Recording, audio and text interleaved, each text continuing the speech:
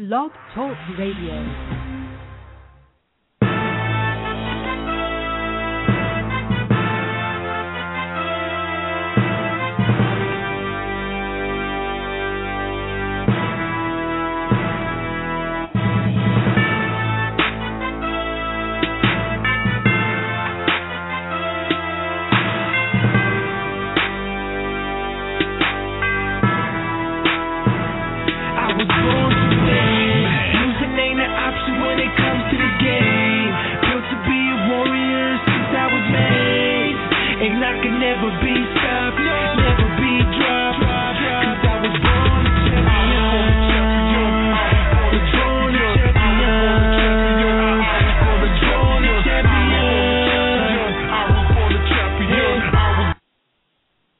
Welcome to Real Combat Media Boxing Radio. This is episode 19. I'm your host, Christy Rosario, here in Los Angeles, California. I'm also joined, as well, I should say most of the time, with our co-host, Richard, the Boxing Prophet Solomon. How are you, Richard? I'm doing great. And yourself? I'm good. It's going to be a good show today. I'm looking forward to it. It's going to be one of those shows you can't turn away from. I would dare say it's going to be epic. It's going to be epic. Whether you love it or you hate it, it's going to be epic. That is true. Very true. We will also be joined today, later on for our topics, by Stephen Johnson. He is a Denver Boxing Examiner. He is also the lead writer for the InsideBoxing.com. You can call us live, and you may really want to call us today, at 347-324-5998. Twitter us at Real Combat Media, or my Twitter at BoxingGirl, BXINGIRL. Prophet, what is your Twitter? My Twitter is Boxing Prophet 68. All right, you hear it, Boxing Prophet 68. You can follow the Prophet and all his prophecies, or you can Facebook us at Real Combat Media. Just put it in the search bar on Facebook, Real Combat Media. Again, you can call us at 347-324-5998. In just a little while, we are going to have Jessica Corazon. And I can say Corazon like that because I found out that she is Puerto Rican. So all of you that have been calling her Corazon, I thought maybe she was Italian, but this girl is Puerto Rican. So Jessica Corazon is going to come on with us. She is going to give us the real scoop on what is happening with the Paulie Malignaggi and Adrien Broner debacle, or whatever you want to call it. But I'm telling you, the reason we wanted to have Jessica, because I believe that she is part of the reason that the Brooklyn Barclays Center sold out 11,461 seats. That is a record. So I think without Jessica, I think this would have been not quite the fight that it became. And it was a good fight, and we will talk about that, definitely. But I think it was more of a fight because of the fight outside of the fight. What do you think, Prophet? Was it more of the fight because of the outside of the fight? I kind of agree. There's something to be said for chivalry. You know, two men fighting over the same woman. That always sells tickets. The fight itself was pretty good. I planned on being there, but I couldn't. I saw it on TV, and because of the what some perceive as a very controversial decision, I actually watched it twice. And so I'll share my opinion with you and the rest of the world a little bit later on in the show. But definitely she helped pack that building, no doubt about it. Definitely. 11,461. I mean, the Barclays Center should be sending Jessica a check for that. Oh, and Showtime, excuse me, and Golden Boy, and everybody else involved in that. We're also going to come up and talk a little later. Our topics will be Sergey Kovalev fighting Nathan Cleverly over there in Wales. That should be a very good fight, great fight. Light heavyweights, and I know Nathan Cleverly is excited to have this fight, so we'll talk about that. We're also going to talk about Seth Mitchell and Jonathan Banks. I'm sure you saw their fight on the undercard of Broner and Malignaggi. And we're going to speak about Golovkin and Matthew Macklin, GGG and Macklin. And I know this is one of Prophet's probably favorites, isn't it? GGG, Triple G. Triple G climbing up the rankings on my mythical pound-for-pound list. On your mythical pound-for-pound list. Very good. Yeah, I'm sure he is, and I think after this fight. But then again, I like Matthew Macklin, too, so we will talk about that later. I also want to point out, because I got a call from Cornelius K9 Brundage, who is a fantastic guy. I loved interviewing him. He's class act, that guy. And, he was telling me that the scores were wrong on BoxRec. So I think BoxRec has to double-check their scores because they're not correct, because I double-checked after K9 called me, and in fact, he's right. They were wrong. David Hess had K9 winning 114-113. Herb Santos had Ishe Smith 116-111, and Gerard White had Ishe 116-111. This is, of course, the infamous Ishe Smith K9 fight, and I don't know, maybe we'll try and get K9 on later or another time when he knows for sure if he's fighting Miguel Cotto. What do you think? What do you think when BoxRec puts up inaccurate scores, Prophet? I've seen it before. It's just a shame. It's very time-consuming work, but, if you're a professional, you have to put up the facts. We discussed it last week. It was definitely a fight that could have gone either way, and it certainly helped Ishe Smith that Mayweather Promotions are his promoters, and they were in his corner. It definitely helped him get the very, very, very controversial split decision victory over K9. Yeah, and BoxRec complains that New Jersey, and I know there's a whole big thing with New Jersey right now, but New Jersey was not sending in scores. They were only sending to Fight Facts, so they weren't sending it to BoxRec.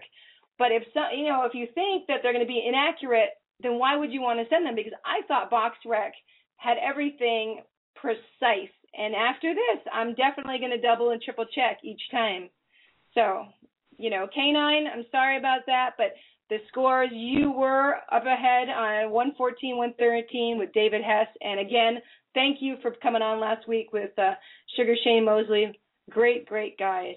But I do want to bring it to you for a minute or two, Prophet, and talk to you about the press tour that you were involved in the other day. Why don't you tell us about that? I took it upon myself to go to the Mayweather-Canelo press tour in New York City. It was the first stop of an 11-city tour. Tickets, from what I understand, across all facets of social media, Twitter and Facebook, it seems that Mayweather-Canelo is almost on the brink of being completely sold out, which is crazy because tickets just went on sale yesterday. Most of the fans that showed up at the press tour were behind Canelo. So the fact that, which plays into Mayweather being a villain. Everyone loves to root against the villain. I, being the avid Floyd Mayweather fan that I am, was there to support Floyd. It actually sounded like Floyd was making a retirement speech, saying he was ranting and raving over his accomplishments, all that he's done, champion in 5 different weight classes, and it seemed like, if I didn't know any better, it seems like he's not going to fulfill his 6-fight contract with Showtime. It seemed like he was retiring. Canelo seemed to be a little bit nervous. He was just taking in the moment, and Mayweather gave Canelo all the respect in the world. Canelo was coming off a huge victory over Austin Trout, and remember, Christy, I was on the show several weeks ago when I divulged to the public my pound-for-pound list, and I called out Money Mayweather. And I said Andre Ward, until further notice, is the new pound-for-pound king because you can't fight Victor Ortiz and Robert the Ghost Guerrero back-to-back and say you're the best in the world. You have to take a challenge. And a lot of people think Canelo will be a challenge. So Floyd obviously listened to the show. He heard what the Prophet had to say, and now he's taking on 22-year-old undefeated Canelo Alvarez September 14th in Las Vegas in a fight that I don't think will break the record that he set against Oscar De La Hoya, but I would be shocked if this fight did not do at least 1.7 million buys. Wow. Well, yeah, I heard the fight actually was sold out in 2 hours. I heard they only have, bleacher seats left for 350. I mean, and that's hearsay, so don't quote me, but that's what I heard. Well, they're running fast, and Canelo is the perfect opponent for Floyd because he is undefeated. He's got a great record. He now has experience, being in there with Shane Mosley and Austin Trout. He has great power, a lot younger than Floyd. And let's face it, he's a very good-looking kid. All the women love him. So maybe he's the Mexican version, in a way, of Oscar De La Hoya. Maybe, yeah. He's definitely a good-looking guy, and he has a great record. And, yeah. I mean, it's like even the people that do not like Mayweather will still buy tickets just to see Mayweather, just in the hopes that he will lose. I mean, it's kind of sad, but you know how that goes, Prophet? Yeah, I mean, he's a villain. Every sport needs a villain. Mayweather plays that role well. I'm personally going to root for him to win. I think it's going to be a tougher fight than most people think. I think Floyd has put himself in a little bit of a situation. Hardcore boxing fans could say, well, the only reason why Floyd took the fight was because Canelo is young and better to catch him, when he's 22 and not that experienced, more so than if he fights another couple of solid fighters and builds up his experience level. But I think even the most ardent Floyd hater has to respect Floyd for taking this fight. Oh, I respect him. I think, yeah, he did not have to take it. He could have ducked and done what a lot of fighters are doing these days, and he could have fought somebody else. So I give him a lot of credit for taking this fight. Tell us some more about the press conference. Anything happen out of the ordinary? Well, I thought I'd run into more fighters, but I only saw Adrien Broner and Peter Quillen, both locals who live in the area anyway. A lot of aspiring fighters from Gleason's gym were there, and I got a lot of local coverage in New York City. It was on the news. On Channel 4, NBC covered the press conference.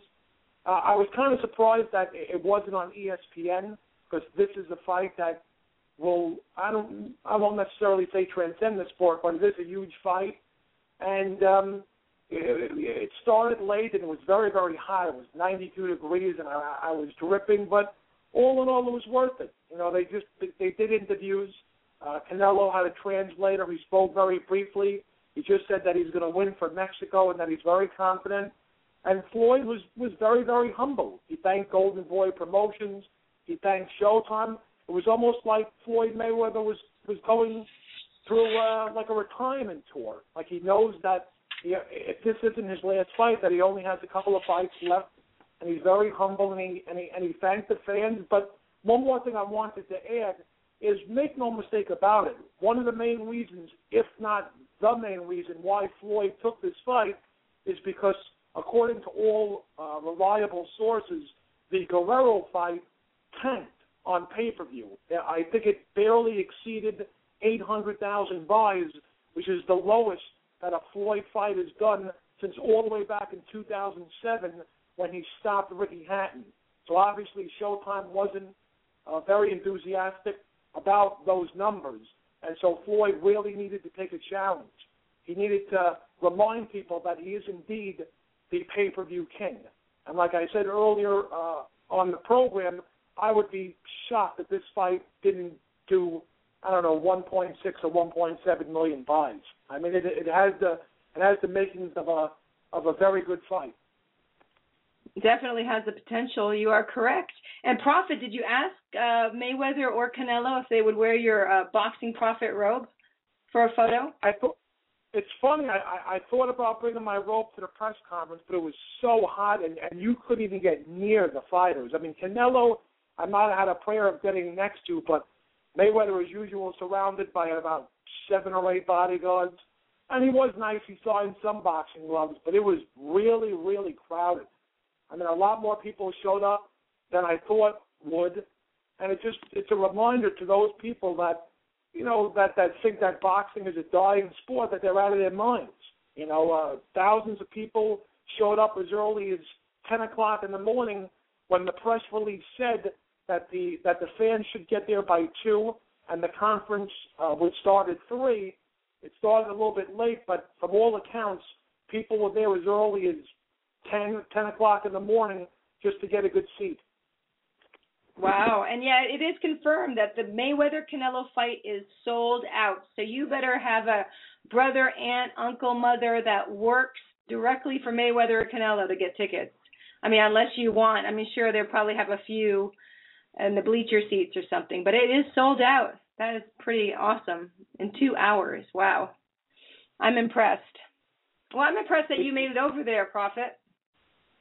Yeah, I was actually in the city anyway, so it was an easy trip for me. It was well worth it. Just talking boxing with the fans that were in attendance at the conference, it was great. A lot of knowledgeable boxing fans in New York City, and it was great. I had a fun time, and I'm just very curious to see how Golden Boy and Mayweather Promotions capitalizes on this great fight. I don't want to see a boring, uneventful undercard. I think if you want to exceed expectations and possibly break the Mayweather-De La Hoya record of over 2 million buys, you have to put a solid undercard. Maybe have like Abner Morris fight on the undercard, but I think, if Mayweather and Canelo want to do the right thing by the boxing fans, they should really put on a solid undercard. Yeah, I'm sure they're going to put some of Mayweather's fighters on there, and I think I'm sure they're smart enough to know to make it a solid. But then again, you never know. You could think it's a solid undercard, and something could happen. But I'm looking forward to it. I think it'll be good. I know I have a friend. Well, you guys met Amy Green. She wants to go so badly and keeps telling me we have to go. We have to go. So we will see. Are you going to make it out there, Prophet? My brother lives in Henderson, Nevada, which is about, I would say, 25 minutes from the Strip. So if I could, get a connection and somehow get tickets to the fight, I would definitely go. I'm going to try my best. It's one of these fights that's not only a boxing match, it's an event. But believe me when I tell you, it's the kind of fight that'll be the lead story on ESPN and all media outlets the minute it's over. So it's kind of like the Super Bowl of professional boxing. It's great. I'm going to do my best to get out there and see this fight live. All right. Well, you heard it from the Prophet. And did you tell us who you believe is going to win? I'm sure you told us before, and who you want to win, I know. But who do you think realistically, and what round, what's going to happen, decision? Tell us. Well, there's a lot of questions that need to be asked. I understand that it's a catch weight of 152 pounds. So does that mean that Canelo Alvarez, when he steps into the ring against Floyd Mayweather, has to weigh 152 pounds the night of the fight? Or can he just, weigh 152 at the weigh-in and then put on all the pounds he wants when he enters the ring? I just was a little bit confused as to the catch weight of 152 pounds. Okay. So that was a big question, because obviously Canelo can, drink and eat and maybe weigh as high as, 168 or 169 pounds. Floyd, is not going to weigh more than, 152 or 153 tops. So Canelo could conceivably outweigh Mayweather by 15 to 16 pounds the night of the fight. I think Floyd is too seasoned. I think he's going to put on a boxing clinic. That's why his father is back in his corner. He wasn't very happy with Roger Mayweather's performance as his trainer when he took too many shots against Miguel Cotto in a much tougher than expected decision victory. In his last fight against Guerrero, he went back to the drawing board.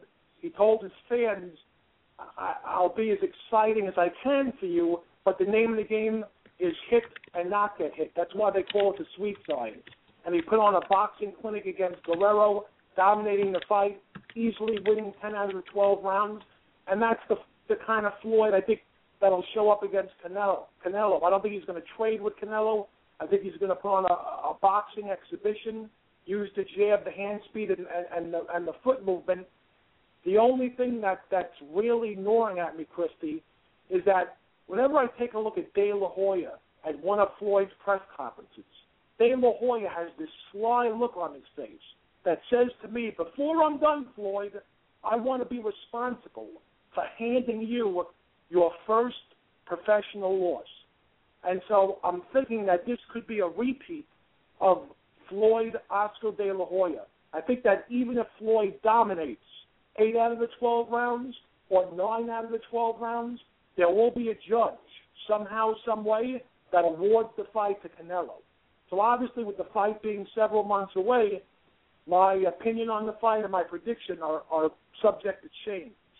But my early pick is Floyd Mayweather by a split decision. I think you and I will probably have an 8-4 for Floyd, but there'll be that one judge out there, whether it's politically motivated or not, that'll have Alvarez winning the fight 7 rounds to 5. But I do think Floyd wins by a split decision.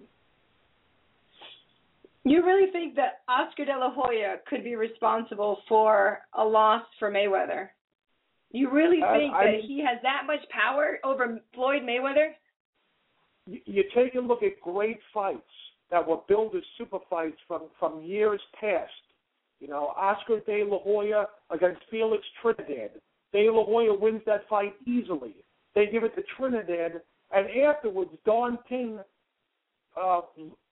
found Oscar De La Hoya in the ring and said, see, if I was your promoter instead of Bob Arum, you probably would have gotten a decision. Another great fight, Pernell Whitaker against Julio Cesar Chavez Sr. Whitaker embarrassed Chavez Sr. so much so that you could have heard a pin drop in San Antonio where 84,000 Mexican fans were rooting on Chavez Sr., and you saw Don King at ringside yelling at the judges. Chavez is the effective aggressor. Whitaker is running. What happens? They scored that fight a draw. The moral of the story is, Christy, promoters and you know judges that are quote unquote on the tape, whatever you want to call it, they have their own goals, and I think that I just think something.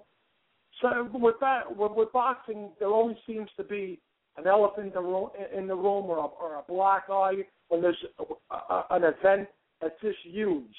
And I just think De La Hoya, in the worst way, wants to hand Mayweather his first loss. And I just think one judge will buy into it. One judge will perceive Canelo as being the effective aggressor, even though he's not landing. And take a look at his last fight against Austin Trout. Whether you had Trout winning, Christie, or Alvarez winning, that was a 7-5 fight either way. And one of the 3 judges had the cojones to score that fight 10 rounds to 2 for Canelo Alvarez. Need I say any more, Christy? No, you don't have to say any more, but you always can, you know. I know you have a lot to say. I hope you're wrong, because I want to see a really good fight, and I want to see the right winner win. I don't want to hear people say boxing is bad, boxing is cheating. I want people to have faith in our lovely sport. I want a good fight and a good outcome. Whoever wins, wins. I completely agree, and what we don't want to see is another Timothy Bradley, Manny Pacquiao, where you know a lot of people that necessarily don't follow boxing as passionately as we do are talking about boxing for all the wrong reasons. Let the better fighter win. If it goes the distance, I just pray to God that the better fighter, and you know, deservedly so, gets the decision.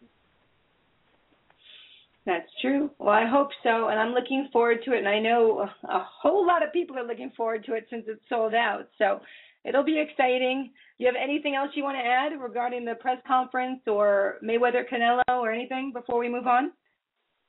No, that's about it. I'm looking forward to the fight. I'm pretty stoked. Hopefully, I can go see it live, and if not, I'm sure there'll be invitations to a number of parties. This is the type of fight where, if you can't be there live, I implore all of you to go to your local pub, go to a movie theater, see it on closed circuit. Just you have to be there. This is the type. It's not only a boxing match; it's an event. And it's going to be great for the. Hopefully, it'll turn out to be great for the sport of boxing. I thought you were going to say this is the kind of event that people rent out the Boxing Prophet and make sure they come to their parties to hear what you have to say. I've received phone calls already. 2 or 3 people already said, mark down the date, September 14th. You're coming here or you're coming there, and I'm really excited. I have to watch these fights though with knowledgeable boxing fans. I can't watch it with the casual boxing fan. That's the only thing I can do. This is a hardcore type of fight, and I'm ready to hang with the peeps. And no question about it, I will be wearing my Boxing Prophet robe to this event, no matter where I watch the fight. Yeah, so no matter, even if it's 100 degrees, you're going to still wear the robe, the Boxing Prophet robe? I don't care if it's 112 and I'm watching the fight live. The Boxing Prophet robe is coming out of the closet for this fight. Well, you need to also put on their Real Combat Media Boxing Radio as well as your Boxing Prophet so they know actually where to tune into so they can hear you. Absolutely. I'm going to work on it. I'm going to do a little arts and crafts. I'm going to make it my arts and crafts project for the month of September. I'm going to work on it, and it's going to be great. Trust me. All right. Well, good. I do. I trust you that you're going to do that. And, let's move on. Let's talk a little bit about the news I got today that Garcia, it may be a Garcia and Judah 2 instead of a Garcia and Matese. What do you think of that? We may lose out. I'll be so disappointed if we don't see Matese and Garcia. Well, they say that Al Heyman is the manages both of them. So maybe Al is not ready to have Lucas Matese and Danny Garcia fight each other. What do you think, Prophet? Well, I think he's protecting both of them. After Matise's electrifying performance, and you saw Garcia, we all saw Garcia at ringside, his face, after Matise's wonderful performance, he looked like a deer in the headlights. He looked like a man who wanted no part of Matise. And to a certain extent, Garcia-Judah 2 does make a little bit of sense. The fact that Judah rallied down the stretch to win the last couple of rounds, making a competitive fight. And Danny Garcia has had a rematch before. Remember his first fight with Eric Morales? Morales gave him fits. Garcia barely won that fight. If it wasn't for the 11th round knockdown he scored, some might have argued it could have been a draw. And then we all know Garcia destroyed Eric Morales in one-sided fashion in their rematch. And I do expect Danny Garcia to be a lot better in the rematch against Zab Judah, maybe even stopping Zab Judah in the later rounds in a better effort. So, but Heyman does he does promote both Matise and Garcia, so I don't think he wants, he doesn't want them to fight each other. It takes two to fight. Matise has the look of a fighter who'll take on anyone. Garcia, not so much. So I think maybe boxing could win if maybe Madonna fights Matise, both from Argentina. If they can somehow make that fight, I don't know, in a soccer stadium, easily 70,000, 80,000 people will show up for that fight. I just don't know if which network will buy the rights to that fight. But in the meantime, the boxing fan loses because Garcia Matise was a much anticipated fight that should have happened, but as usual, it's not taking place, at least not yet.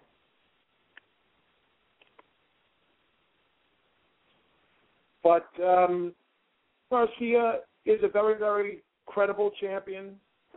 He does have significant wins in his last couple of fights, but Matise is on the rise. Maybe Garcia's dad wants him to fight to get more confidence. He did struggle against Zab Judah, and we'll see what happens. Another possibility for Matise, if he decided to fight at 140 instead of 147, would be Adrien Broner. That would be a great fight for Matise. We'll see what happens as far as whether or not the Garcia-Matise fight happens. But there are a lot of fights that we are looking forward to, like next weekend, Triple G against Matthew Macklin. That's going to be a good fight. Macklin gave a pretty good account of himself against Sergio Martinez. I think that'll be a war for as long as it goes. I'll make my pick no doubt at the end of the show. But we have a lot to look forward to and this is, by the way, this is a huge fight in terms of entertainment value for HBO. Remember, HBO at the beginning of the year had great television, and they were on a roll with Bradley against Provetnikov and Alvarado against Rijos. You began to think that no one planned HBO as the king of boxing. Yet, the last couple of weeks with the Adonis Stevenson knocking out Shane Dawson, and then a week later you had another Boar Fest. It just seems that Showtime is on the rise and looking to take over, supplant HBO as the king of boxing. So we'll see. Showtime really needs, or HBO, really needs a good fight this weekend. But we're looking forward to another great hour on the air here. I'm your co-host, Richard Solomon. Christy will be back with us momentarily. And we'll see what's next.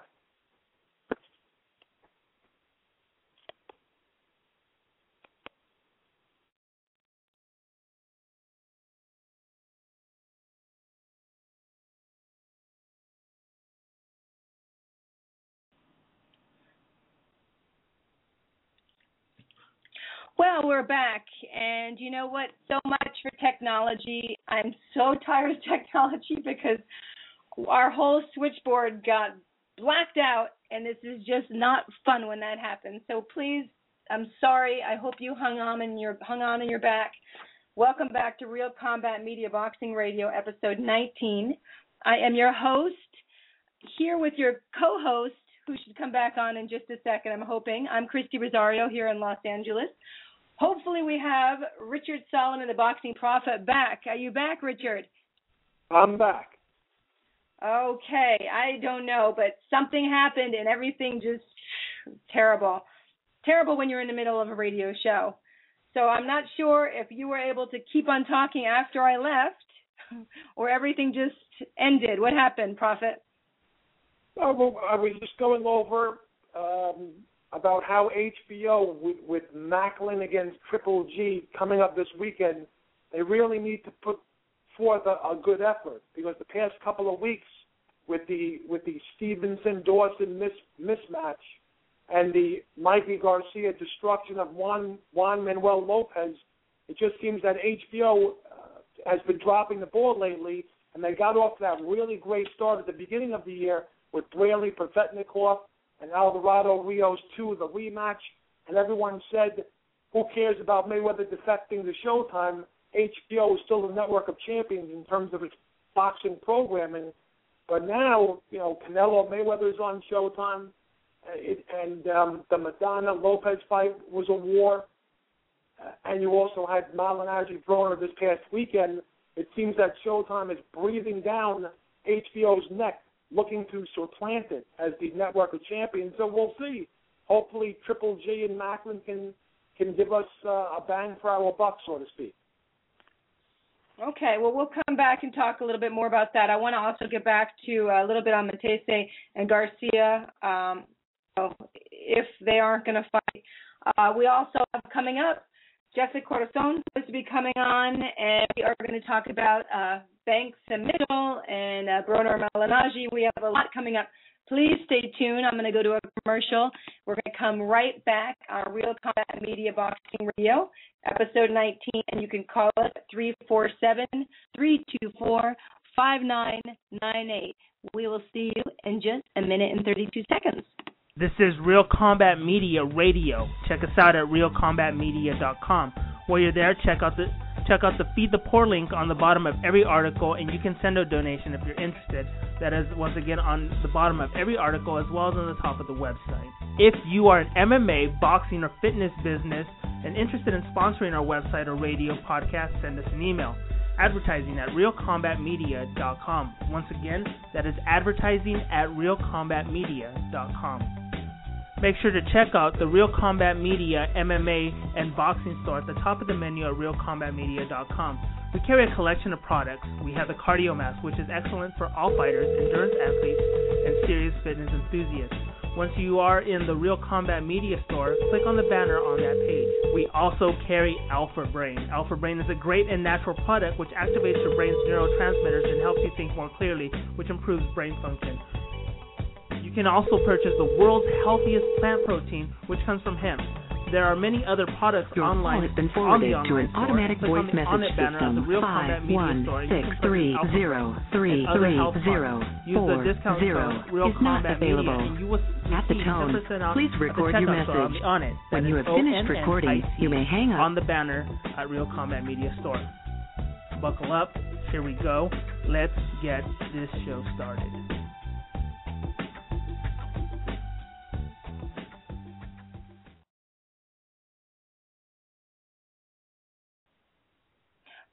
Welcome back to Real Combat Media Boxing Radio, episode 19. I am Christy Rosario, back here with the Boxing Prophet, and I believe we have that just joined us is Stephen Johnson, who is the Denver Boxing Examiner. He also is a lead writer for the InsideBoxing.com. Are you there, Stephen? I'm here, Christy. How are you? Richard, how you doing? I'm good, and yourself? Good. Well, just trying to stay out of this heat. It's pretty warm here in Denver. I think it's about 96 degrees right now.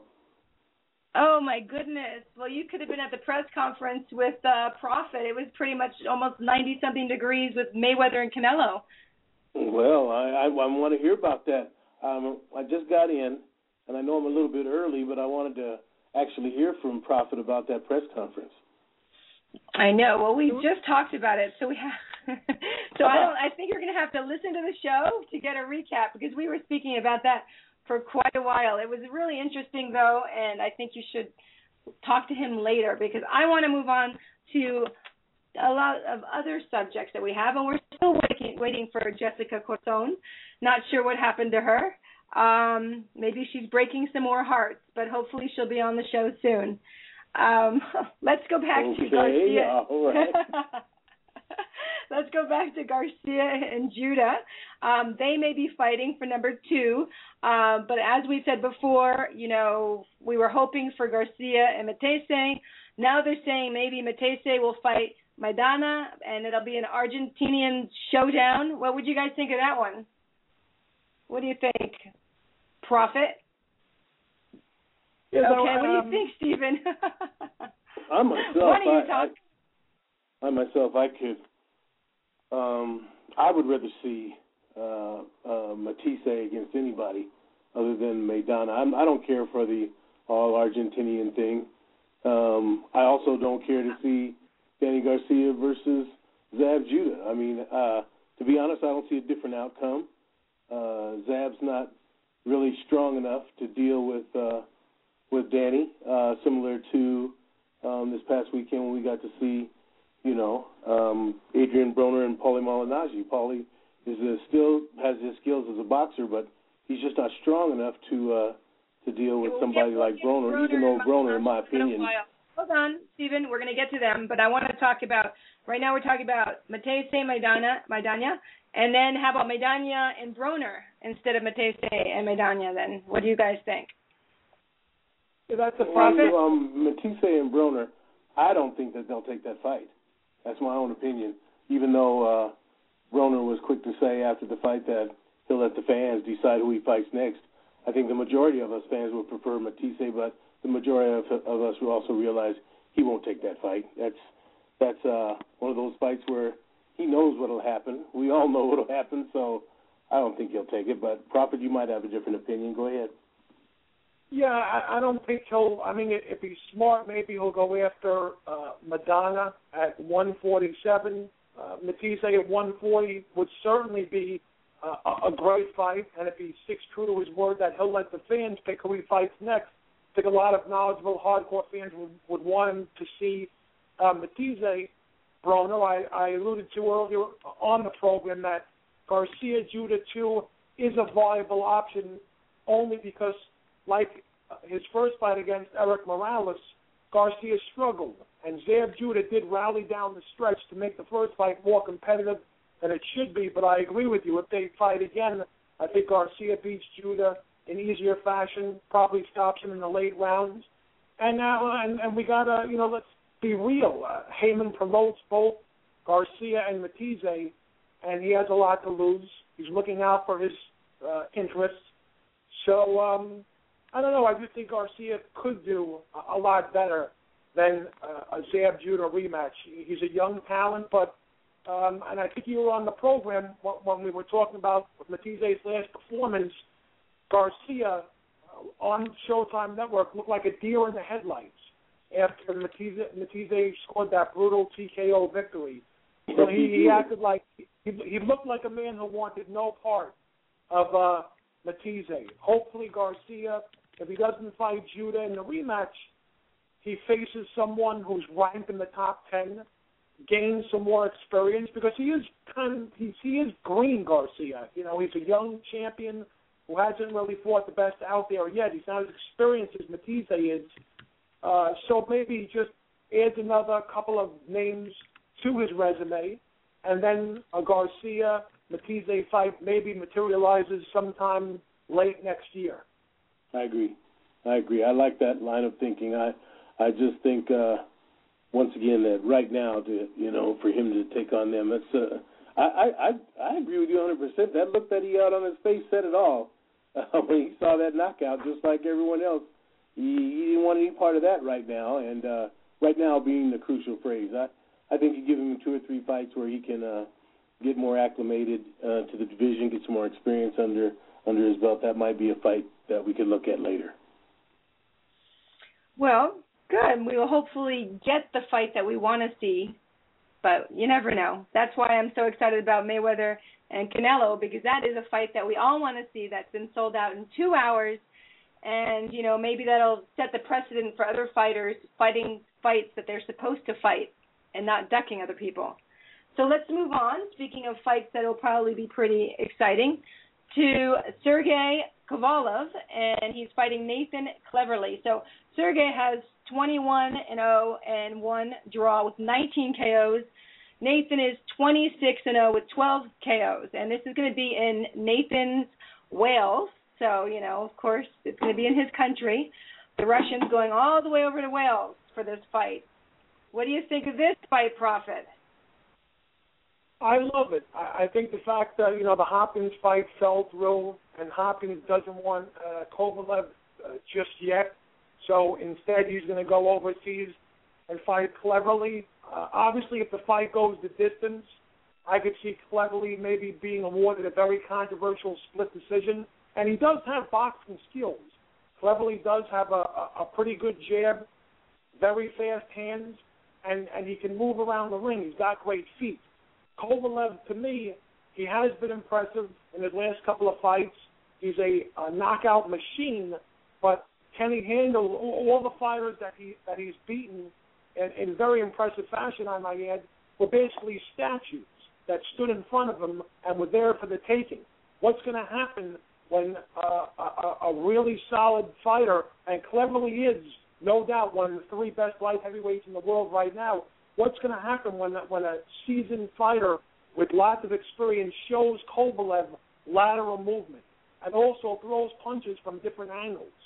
We'll see. To me, the jury is still out on Kovalev. I think all the hype that he's getting is a tad bit premature as far as I'm concerned, and I will definitely eat crow, and the fans can call into the show and rant and rave about how wrong I was, but I'll be shocked if Kovalev destroys Cleverly in one-sided fashion. I think he's in for a very, very tough fight. Well, Christy, you're not going to get any argument from me there with the Prophet. I agree. I think that I hate to use this term, but in this case, I think it's appropriate. I think Kovalev is a little bit overrated. We know for sure that he hasn't, had any type of competition that can compare with Nathan Cleverly. But the fact that this is two UK fighters going at it, I think that's probably the most interest. Is and also in the light heavyweight division, this is for the WBO title, which is, as far as I'm concerned, doesn't carry that much clout to it. But at the same time, it's two UK fighters. I would also be shocked if Cleverly were some way to lose this fight. I would be doubly shocked if Kovalev was to make him his 20th KO victim. That would definitely shock me. But it's interesting. It's interesting. Because it's two light heavyweights, not much action there, and it's in the UK. I'd expect Cleverly. I don't think he would. I'm not sure if he would knock out Kovalev, but I think he comes away with the win, and I agree with the Prophet. If it goes the distance, and it probably will, I expect Cleverly to win easily. And when I say easily, I think he wins something like, maybe 9 rounds to 3. I don't think any more than that. I would be shocked. Kovalev, in my opinion, is just outclassed, out-experienced in this fight. Easily. Kovalev, have you ever seen his knockouts, though? He has 19 out of 21 knockouts. That's what I said. I don't think Cleverly's going to be his 20th victim. Have you seen any of his fights, Kovalev's fights? I'm assuming you have. Of course. Right? But of course. Okay, well, he's got guys that stand right in front of him and want to trade with him. Cleverly's not going to do that. Cleverly's going to move. Right, He's going to give him angles. He's fast. I know. Cleverly's fast. He's got speed. But if he gets caught, he's going down hard. And I'm not saying I'm for Kovalev or Cleverly, but I'm just saying I don't think it's going to, you said easily. I do not see this as an easy fight for Cleverly. Well, once again, every big puncher, he's got that chance. If he lands a big punch, of course. I just think Cleverly, with his experience, he's not going to let Kovalev get that off like that. And when I say easily, I think he just gives him a boxing lesson. I think that's long overdue for him also. So, like you said, that'll be interesting to see from that. I will be shocked if he pulls off the win. I'll be more shocked if he, like I said, if he makes Kovalev, makes Cleverly his 20th KO victim. Those two will both be shocking to me. And so, if you don't like the word easy, I think 9 to 3 rounds is pretty easy in my opinion. 9 to 3. Okay. All right. Well, I don't know. I was reading an article, and the writer was kind of comparing this fight because Kovalev is the favorite. This is the favorite. Cleverly's coming in and is going to have to prove himself. But the writer was interesting, and he was comparing. I wish I remembered his name. I would tell him and give him credit. But you know who you are. He wrote an article, and he was comparing Joe Calzaghe with Jeff Lacey and how Jeff Lacey was the favorite and kind of putting Cleverly as Calzaghe, thinking that people are underestimating him. But after the fight with Calzaghe, that kind of seemed to hurt Lacey's career. So he's thinking that Cleverly is going to win this, like you guys, and that Kovalev is overrated a little bit. I got the impression. Well, if you want to make that comparison, I'll go along with you in that, in that we all know, at least I remember, that there were a majority of us that felt that Jeff Lacey was overrated, and all Joe Calzaghe did was prove that he was overrated. That was a fight. That's a good example. I didn't think that Joe Calzaghe was going to lose that fight, even though he was the underdog. But he just showed that once again, Jeff Lacey was overrated and didn't have enough experience. So you know what, Christy, you made this fight interesting for me to watch. I didn't care about this. Now I'm going to have to watch it. Thanks a lot, Christy, for ruining my...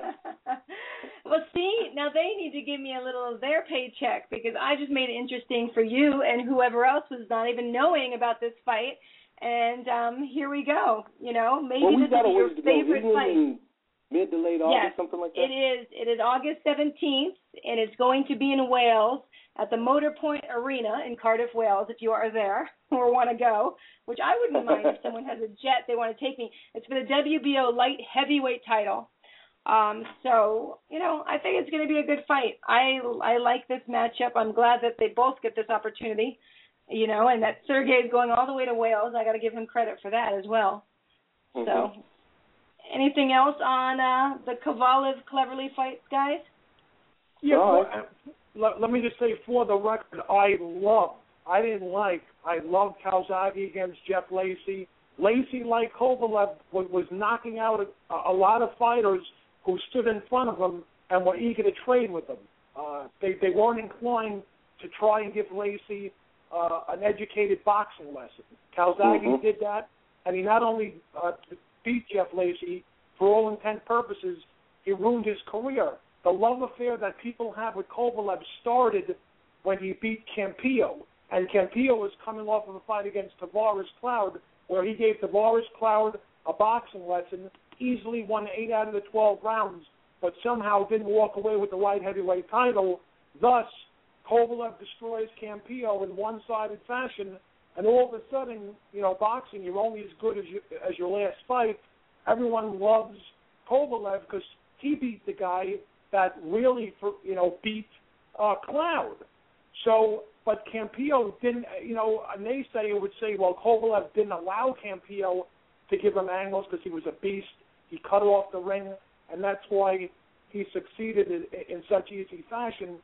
Campillo didn't look right that night. He looked like he was, like he aged overnight, like he was a shot fighter, and it was weird. He just didn't look like the same kind of guy who gave Tavares Cloud a boxing lesson. So, there are two sides to every story. Kovalev will cut off the ring, will try his best to knock out Cleverly. My only problem with Kovalev is, does he have a plan B? It just seems, unlike Triple G, who I think is great, and we'll talk about him later on with this fight against Macklin, he can not only slug, he can box. And he seems to have a plan A, a plan B, and a plan C. Kovalev is this guy who's seek and destroy for all intent purposes, and there is no plan B. It's either win by a knockout or I'm going to lose. And until he shows me that he has some boxing skills, I just think that, all the hype is a little bit not there yet. But if he does, manage to beat Cleverly, especially in one-sided fashion, then I will eat crow on this show and admit that a potential superstar is born. I agree. I think just now getting this in this conversation we just had, I think Christy's done a great job of building some excitement. I guess you better ask for your check. I'm selling this fight to you guys. I think you've given us a good starting point to converse about this as time builds up on this fight. I think so. I think it'll be exciting, and I'm hoping, we like to watch exciting fights, that's for sure, and talented fighters. So. Well, I'm not going to let you off that easy. Now, you're trying to ride the fence. Who do you like in this fight right now? Why can't I ride the fence? No. You asked Richard for his opinion. You asked me for mine. So now I just want you to now. You can change. You can change as fight. As we build up to the fight. You've got 2 months. You got 60 days where you can basically change your mind. But right now, it sounds to me like you really like Kovalev, right? No, I like them both. I'm so glad that Cleverly is getting this opportunity. I think it's the first time that he gets an opportunity like this, and I'm really happy for him. I think it's going to be very close. I think if like we said, Cleverly doesn't move, uses speed and his agility and everything he has, and doesn't try and trade with Kovalev, unless Kovalev gets that lucky punch, I think it's going to go to decision. Who gets that decision? Can you ask me next month so I can think about this a little more? Or is that like cheating? Am I cheating? No, you're not cheating. I just like to hear you. Every now and then. I know you don't want to do it all the time, but every now and then I'd like you to give a little opinion on what you think is going to happen. And like I said, you're more than welcome to change as time goes on, because as time goes on, we might find out, exactly like Richard said. There's a chance that we can, we might be watching a sparring session and we can say, wow, one of the, Nathan Cleverly looks like he got old. He slowed down. His footwork isn't looking real good. If that's the case, he's only 26. He's not old. We can't say he could looks get old. knocked out. I'm just saying. Oh yeah. At 20, no, I know. Kovalev is 30. I believe 30. Kovalev is 31, 30. 31, 30. 32 years old, something like that. He's 30. He is 30 years old. 30. Okay, and Cleverly is 26. Yes. Okay. Yep, that is correct. And also, how great would it be if Kovalev does succeed in knocking out Cleverly if he decides to unify the titles against Adonis Stevenson, who's coming off a brutal first-round TKO over Chad Dawson? That's every boxing fan's dream, to see those two guys go to war. And if Cleverly wins, hopefully he unifies against Bernard Hopkins. So if either way, I think it's a win-win for all fight fans. Well, now when you say that, Richard, I agree with you. I think that is where the excitement would come in, because just having two big punchers, and that would be Adonis Stevenson and Kovalev, go at it. Like you said, that is a boxing fan's dream. I mean, that fight there is one that we could play. We would agree with Christy on that one 100%. That fight there is one that I wouldn't make any prediction on, because, as we said, whoever lands the first bomb is going. And the fight might last 3 rounds, it might last 5, but probably wouldn't go much longer than that, and we'd have a unified title right there. Well, we shall see. And then we're going to have to talk about it as it gets closer, as we see what's going on. I'd love to talk about this again before we watch the fight, because I think it'll be a good fight. I don't think it's getting enough press. But it's still, like you said, Stephen, it's 2 months until the fight starts. So we have time. And I'd like to go to a commercial, so you guys will just hang on. Don't go anywhere. When we come back, we will talk about Triple G and Macklin, talk about Banks and Mitchell, and Broner and Malignaggi. We were supposed to have Jessica Corazon, but doesn't look like she's coming on at the moment. I did talk to her 2 hours before the show started. She did say she wasn't feeling well, but that she would be on the show. So I'm still hopeful that this day and age people keep their word. If not, that's pretty crappy. But we will talk about it nonetheless. Okay? I will be back. See you guys in 1 minute and 32 seconds. This is Real Combat Media Radio. Check us out at realcombatmedia.com. While you're there, check out the Feed the Poor link on the bottom of every article, and you can send a donation if you're interested.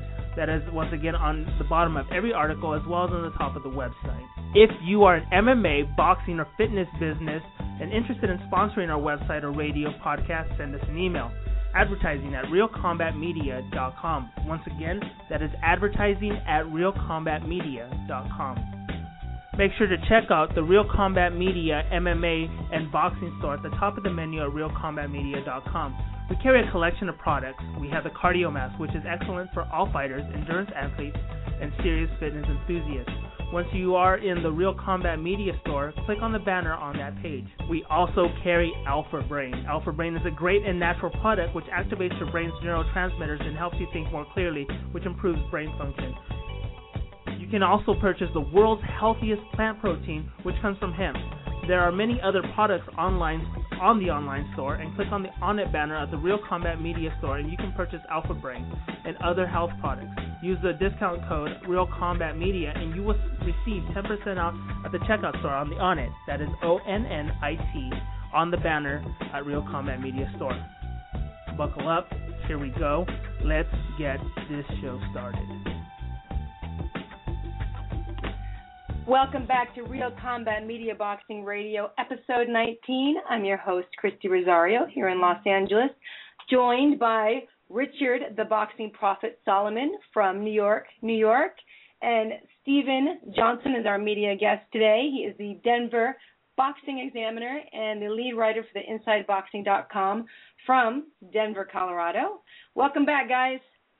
Thank you, Christy. Thank you. You're welcome.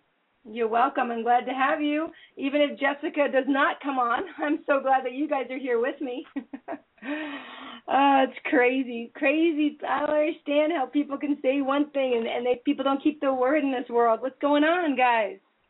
Well, I'm a little bit concerned, especially after you said that you just talked to her an hour before your show started, and she said she wasn't feeling well. I'll just leave it alone. I'll agree with you that's not the right thing to do. But let's just hope that in the next hour or so that she decides to call you. I hope so, because, the reason I really wanted Jessica on here was I was reading all the comments about her, and they were really, really mean, nasty, hating comments. And I thought, let this girl have a chance to talk and tell her side, because I hadn't heard much about what she had to say. I know there's Paulie Malignaggi, Adrien Broner. They could be doing it for the publicity. But I wanted to hear with this girl, because people were calling her, Paulie was calling her mean things, and I'm not sure if it was justified or not, because I'm not in Paulie's shoes, and I can't blame him because I don't have any facts. But there were just people in the audience that were just constantly mean things, and I was hoping that she could come on here and be intelligent and talk about how things are and how things were and kind of clarify. And if she doesn't, well, maybe she doesn't want to clarify. Maybe the haters are, maybe she enjoys that attention, and I'm surprised. I'm really surprised. But we're going to move on for right now, and we're going to talk about, let's see, you guys want to talk about, I'm not going to even ask you guys. We're going to talk about Seth Mitchell and Jonathan Banks. What did you guys think of the fight? Prophet, what do you think? Well, I guess I should go first, Christy, because I'm one of the few people in all of America on this very program that predicted Seth Mitchell to overcome adversity and get his justice against Jonathan Banks. I thought the fight itself was very, very boring. Seth Mitchell did score the knockdown, and I agree that it was a knockdown. He landed a beautiful uppercut followed by a shot to the head, which knocked Banks down in the second round. Banks came back and hurt Mitchell in the third round, a round, oddly enough, in which I scored for Banks 10-8, even though Mitchell didn't hit the canvas. He was out on his feet for much of the round. But it was a very, very weird fight, because even though I made the pick that Seth Mitchell would win, and I'm happy because I'm the prophet and my prophecies came to fruition, I was very disturbed by both fighters' performances. It seemed that Banks hurt Mitchell every time he hit him, but for some unexplainable reason, he didn't follow up with any of his punches. It just seemed that Banks was going to a glorified sparring session. And Mitchell did do some good body work. That to me was his biggest asset in this fight. He went to Banks' body. Maybe he tired him out. I'm not really sure. But, the fans in Brooklyn were booing. They didn't appreciate the fight. To me, the other two fights, the other two fights on the card, a lot of people had issues with maybe Broner winning and Beaker winning, and we'll get to that later. But to me, I thought the judges' scorecards were very, very gracious, too gracious for Banks. I thought Banks tops won 2 or 3 rounds. I had Seth Mitchell winning 9 rounds to 3. I didn't think Banks did much of anything, and yet all 3 judges, if I remember correctly, had Mitchell barely winning the fight by 3 points. And I thought Mitchell won the fight at least by 6. Well, what do you think, Stephen? Well, Prophet, this is great because I'm going to disagree with you. I will agree with you on one thing. I thought the fight was one of the most boring fights of the night.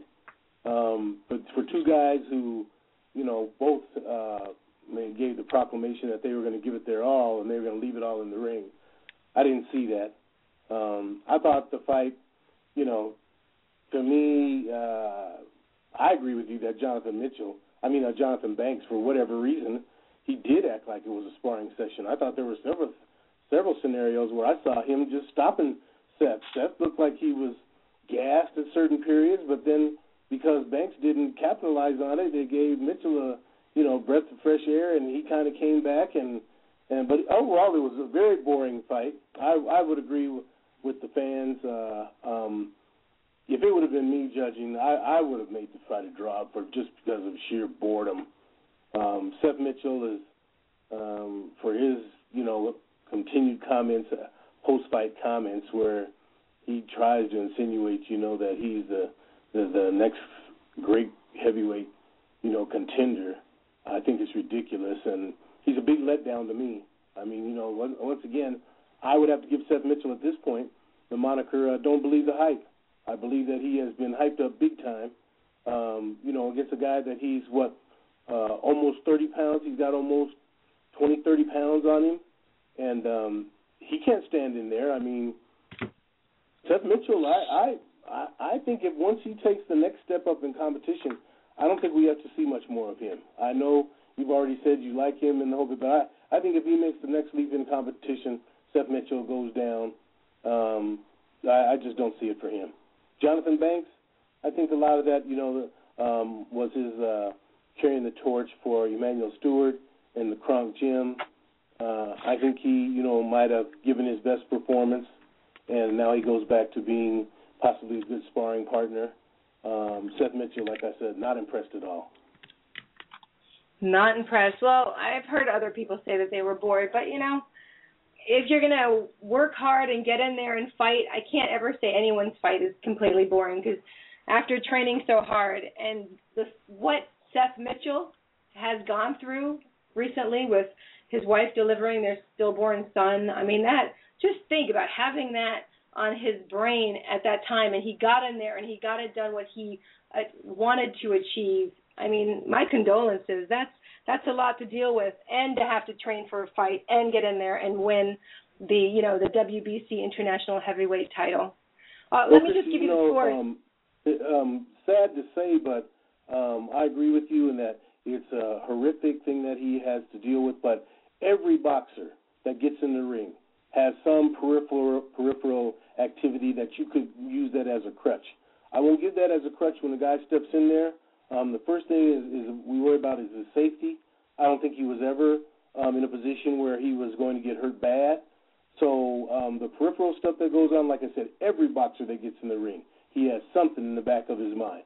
There's nobody that gets in there where they have just a total clear thing where they just go into it, other than maybe Floyd Mayweather. Everybody else gets in there, they have something else going on. Seth Mitchell, like I said, horrific thing to have a stillborn child. That's something I know I never had to deal with, so I know that's got to be crucial. But like I said, as far as the fight itself, and that's all I'm going to judge is the fight. The fight itself was boring, Christy. Okay, but, I don't think he was using that as a crutch. He did win. He was just saying what happened and what has weighed on his heart. And for me, it's like, wow, that someone has to, everybody has something, of course, but not as horrific as having a stillborn son. That is probably the top, the top of the line there. So, and I'm not saying that has anything to do with whether you thought the fight was boring, but I do give him a lot of credit for continuing and getting in there and fighting Jonathan Banks, who was a very worthy opponent. Like I said, there's a lot going on, but I just thought that you were kind of giving him a pass because of that, and I'm not going to give him that pass because I still think he fought like Seth Mitchell. I didn't see where there was anything different that he did the first time when Jonathan Banks stopped him, and I still believe that if Banks would have stepped it up when he had the opportunity, he would have stopped him again. So we'll see. But like we do agree on one thing, it's terrible to lose a child like that. So the most terrible thing, yes. But let me just give the score. So the score was, let's see here if I can, Mike Ortega, he was the referee. We had 115, 112, 117, 109, and 114, 112 for unanimous decision. And then, yes, Banks did go down in the second round. So, I don't know. I thought, hopefully we'll see them both again. I mean, they're both incredible athletes. Would you like to see them again, number 2? Well, certainly we don't want to see a Mitchell-Banks 3. I think for Banks, it's, back to the drawing board. Maybe he continues his duties as the trainer of Vladimir Klitschko, who looked thoroughly embarrassed at ringside, by the way, when asked to comment on Banks' performance. Very, very embarrassed Klitschko was. But as far as Mitchell goes, there are options for Seth Mitchell after this victory. There are another couple of American heavyweights who are touting themselves as the next big deal. Deontay Wilder, Bye Jennings. if Seth Mitchell really believes in his talent, he faces one or both of them to see where he fits in to the next great American heavyweight that's going to give either one of the Klitschko brothers a run for their money. That's what I hope happens. Well, I agree with you on that, but I think I've made it pretty clear. I think I would say that right now, Seth Mitchell, even though, he's got this, 27, 28 fights, advantage over Deontay Wilder, I believe he might have 21, 22 fights, something like that, but I don't think Seth Mitchell wants to see Deontay Wilder. I'm pretty sure he doesn't want to see Brandon Jennings. So, but like you said, I agree. The only thing he can do from this fight that he's Saturday night, he's got to take on one of these two guys, and I'm still of the opinion that that's when Seth Mitchell is done. We don't have to worry about hearing from him anymore in the heavyweight division. Well, there you have it. I think we summed up the Seth Mitchell-Jonathan Banks fight. Unless you guys have anything else, we'll move on. Probably to, I'd say, Prophet's favorite subject of Gennady Golovkin versus Matthew Macklin. And they will be fighting on, let's see here, June 29th. Oh, my gosh, this weekend. How exciting. You guys excited? I'm excited for the fight for one reason. I think that for the people, I think Richard and I have talked about this before. I think for the people who really haven't got a chance to see Triple G, they'll get to see that this kid really has, and I like the way that Richard said it, he has plan B. His thing is that if you want to bang, he'll bang with you. And it looks like if he ever got in trouble banging, that plan B for him was he can box. He's a superb boxer. So I would think that the biggest thing for this fight for me is that Triple G, and I know you probably got a better read on this, Richard, being up there in New York, but I remember that it was maybe a month or so ago that Lou DiBella told Triple G if he wins this fight, he'll give him a shot at Sergio Martinez. Now, I don't believe that for 1 minute, but I think that's what Triple G is really concentrating on, is giving a hell of a performance so that he can possibly try to hold Lou DiBella's feet to the fire. As far as the fight itself, I think I've pretty much let it be known. I think Triple G is just a tremendous boxer, middleweight champion. I think he's the total package. It's going to be real hard, in my opinion, for him to get beaten by anyone. I think the only thing I see him, and I know I'm jumping ahead, but I don't think this fight is anything we'll have to worry about. I myself would love to see Peter Kid Chocolate Quillen and Triple G go, but that'll be something later. But Prophet, tell me what your opinion is. Yeah, I think Matthew Macklin is a credible opponent. He did lose his 10th professional fight, lost to very unknown Jamie Moore by a 10th round TKO earlier in his career, but he did hold the British European middleweight title for whatever that's worth. I thought he got robbed against Felix Sturm when he fought Sturm in Germany for the WBA Super Middleweight Championship back in 2011. It was a pretty close fight, but I had Macklin winning 7-5. They gave the decision to Sturm. Macklin, to his credit, came right back, fought Sergio Martinez in his next fight, actually won a couple of those rounds. I thought Martinez would dominate, but Macklin, held down the fort for a couple of those rounds against Martinez, fought his heart out until Sergio Martinez stopped him in the 11th round. So there is something to be said for experience. Macklin has been in there with two solid and very credible super middleweight champions. And a lot of people going into that fight against Alcine, myself included, thought that fight would go to a controversial decision at best. And then Macklin knocked out Alcine, a very credible contender, in the first round to earn this title shot against Triple G. So a lot of people counted Macklin out after the back-to-back losses to Sturm and Martinez, and he rebounded in the best way possible by stopping Alcine in the first round. As far as Triple G goes, a lot of people have been, sending me messages, yelling, screaming, how can Triple G be in your top 20 pound-for-pound list? Who has he fought? When I make a pound-for-pound list, it's not only about the resume, it's about talent. And when I look at Triple G, I see a man who could do it all. Box, slug, has a plan A and a plan B. And this guy is destroying people. This guy, the way we wanted to hype Kovalev in the beginning of the show, this is the real deal with Triple G.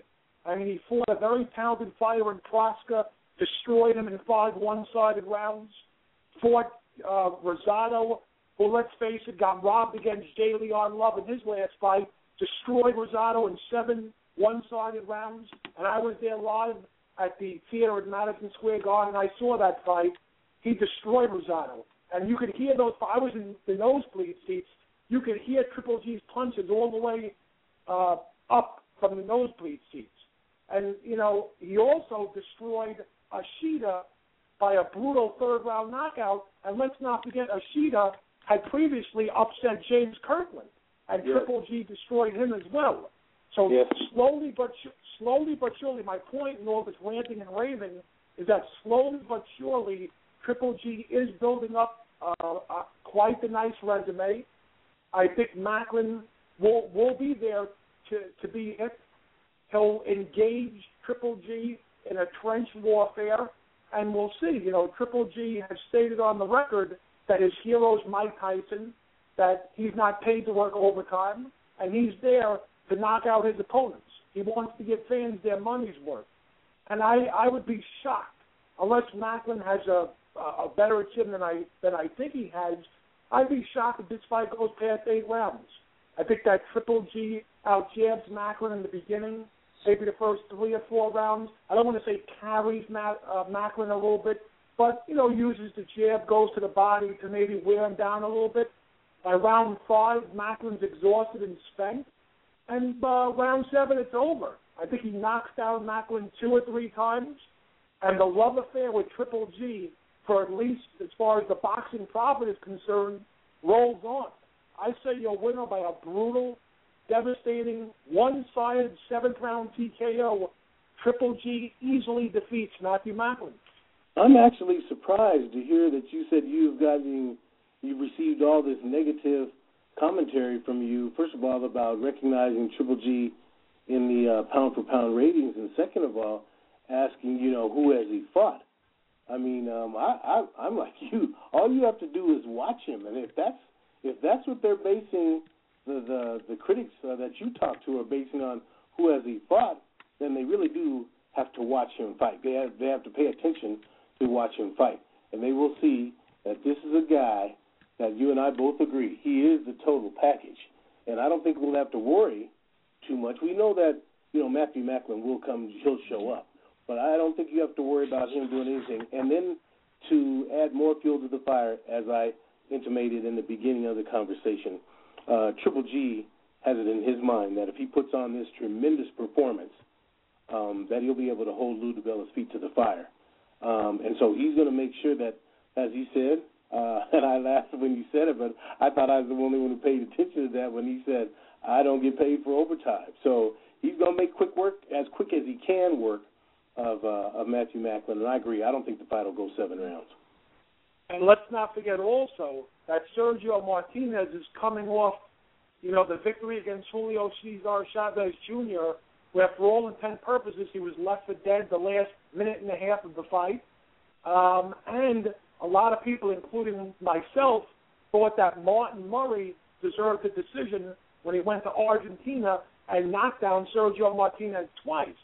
So I would agree with that, and that's an excellent point. And I think that's why I said I know that Triple G is trying to make Lou DiBella, you know, stick to his word, but I don't think Lou DiBella would do that because he knows that, like most of us, realize that Sergio Martinez is on the downside of his career. And why would you put him in with a stud like this, who like we both agree is the total package? I just don't think it'll happen. Sergio Martinez is going to have to take someone easier again. He might even go after, again, Felix Stern or someone that is more in line with someone that won't give him much of a problem. I look at Triple G as just like along the same road as who do we talk about earlier? I just lost my train of thought. But we got, you know, he just. Oh, Kovalov? Are you talking about Sergey Kovalov? And was that who you're thinking of? No. Triple G is along the same lines of. I'll think of it in a second, but he's a guy that is the total package, and you just don't want to put your cash cow in front of a guy like that right now if you can avoid it. You want to give him a couple of more tough fights, or maybe you can take some of that steam out of him, because right now he's focused, he's strong. You don't want to put him in there. And you know what? Just one more quick point that I'd like to add: if Sergio Martinez wants to put an exclamation point next to his legacy, it's nice to beat Paul Williams. It's nice to beat Kelly Pavlik. And, it's nice to beat Chavez Jr., but a win over Triple G would put a huge exclamation point next to Sergio Martinez's legacy. And right now, at least on my pound-for-pound list, he's stepped back a couple of notches. For everyone that has him in the top 3 or 4, to me, he's number 5 based on his last performance against Murray, while Triple G, at least on my pound-for-pound list, is in the top 16. And there is something to be said also for Triple G boldly claiming that he would fight anyone from 154 up to 168. So if he doesn't get Sergio Martinez, I would not put it past Triple G to challenge an Andre Ward or to fight anyone at middleweight or junior middleweight. The man's a machine, and he wants to fight the best available competition. And there's something to be said that only helps the sport of boxing. Richard, who a good fight for Triple G would be if he decided he wanted to take on a super middleweight. I would like to see him go against Sakio Bika. I think that would be a good fight for him. Sakio Bika showed a lot of chink in his armor. I thought Perry Bond on Saturday night, I hate to do this to you, Christy, but I thought Perry Bond gave him a great fight. You saw that yourself. You got to see that Richard Perry Bond actually thought he won the fight, and not only did he think he won the fight, he was adamant that he won the fight. So Perry Bond or Sakio Bika, for if Triple G wants to venture up into that super middleweight division, either one of those two would be a good fight for him. He knocks off either one of those two. Sakio Bika, one of the other guys to step up and. Serious?